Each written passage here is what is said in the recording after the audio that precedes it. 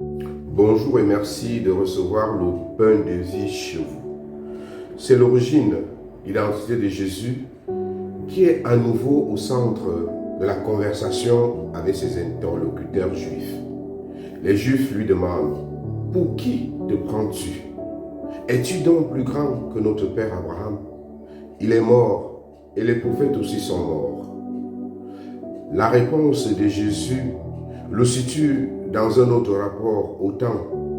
Nous venons d'entendre Jésus dire aux Juifs: avant qu'Abraham fût, moi je suis. Jésus reste ferme dans l'affirmation de son identité.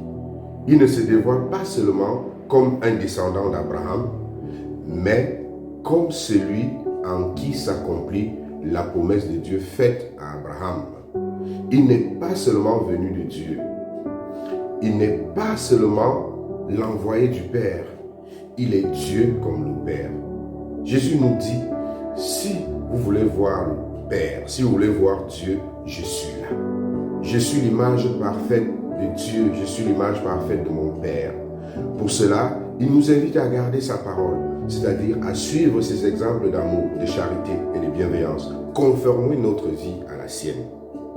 Jésus promet alors la vie éternelle à tous ceux et celles qui ajustent leur vie à la sienne. Pour ces personnes, la mort physique ne l'emporte pas sur l'âme. Pour préserver notre âme des souillures de la chair, il nous faut vivre unis à Jésus par notre fidélité à sa parole. Jésus est la parole de Dieu venue pour nous donner la vie en plénitude. Il est la vie. Il est la vie. En lui est la vie. Ses paroles sont vie et qui les garde conserve la vie en lui. Jésus est le commencement et la fin, comme nous le rappellerons l'alpha et l'oméga du Cierge pascal.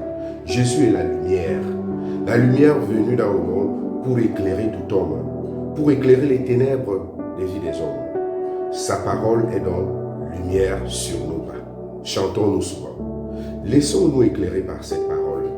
Laissons-nous guider par la parole de Jésus.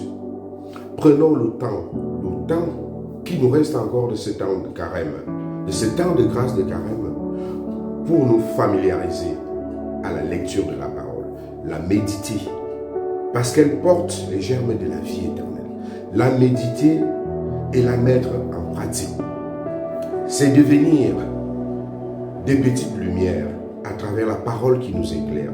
C'est de devenir des semeurs de vie à travers la vie de la parole que nous recevons. Que le Seigneur nous donne encore la grâce de nous approcher davantage de lui à travers l'écoute active de la parole de Dieu. Bonne journée.